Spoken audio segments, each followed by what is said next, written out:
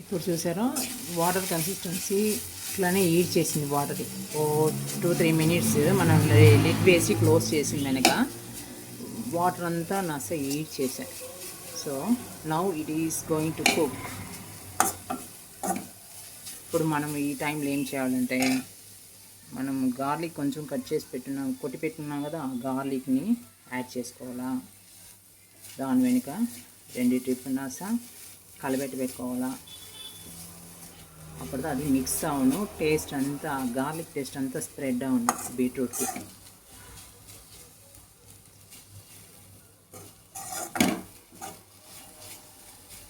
So మనం కలపెడుతున్నా కూడా అది వాటర్లో దీంట్లో అబ్జర్వ్ అయిపోయింది.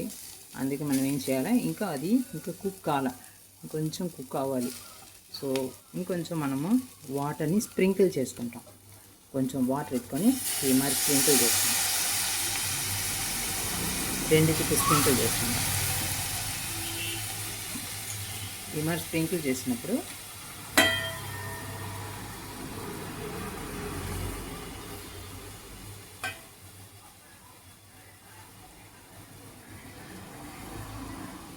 స్ప్రింకిల్ చేసుకుంటే కొంచెం మళ్ళీ తిప్పి మాయిశ్చరైజర్గా ఉంది.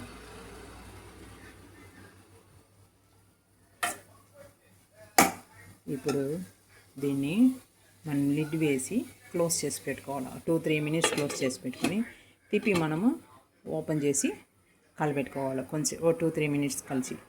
అట్లాగా మనకు కుక్ అయిందో లేదో మనము నోట్లో పెట్టి చూస్తే ఆ కుక్ అయిన మరి తెలుసు నాస, ఆ పచ్చి టేస్ట్ అంతా పోయి. అప్పుడు